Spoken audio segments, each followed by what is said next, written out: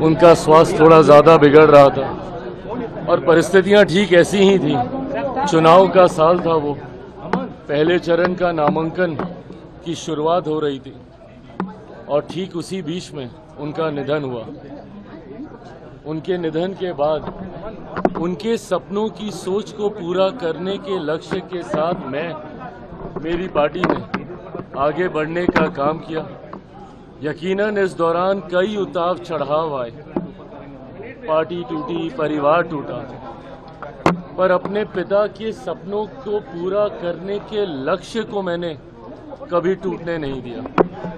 उनके जाने के बाद विपरीत परिस्थितियां थी, पार्टी को अकेले चुनाव लड़ना पड़ा था 2020 में। उस परिस्थिति का भी मैंने मजबूती से सामना किया, अकेले चुनाव लड़ा।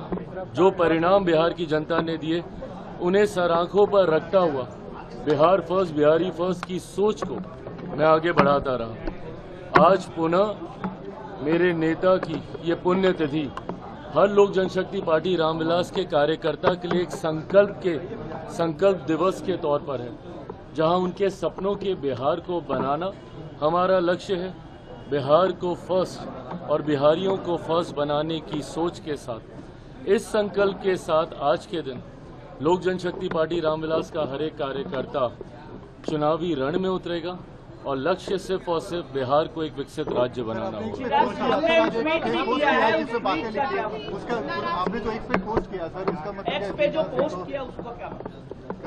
उसका मतलब एकदम स्पष्ट है, मेरे नेता हर मन से इस बात को कहते थे।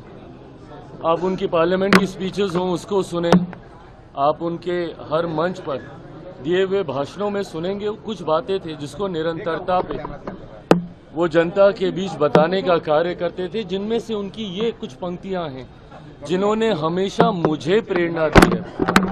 जब जब कठिन दौर से मैं गुजरा हूं, तब तक उनकी यही पंक्तियों ने मुझे ताकत दी है। जुल्म करो मत, जुल्म सहो मत, जीना है तो मरना सीखो, कदम कदम पर लड़ना सीखो। अगर मैं लड़ता नहीं तो उन विपरीत परिस्थितियों से बाहर नहीं निकलता। आप संभवतः इसके कई राजनीतिक मायने निकालने का प्रयास कर रहे होंगे, पर मेरे लिए इनके राजनीतिक मायनों से ज़्यादा मेरी पिता के द्वारा दी गई वो शक्ति है जिसने हमेशा मुझे कठिन समय में हिम्मत बांधने का काम किया।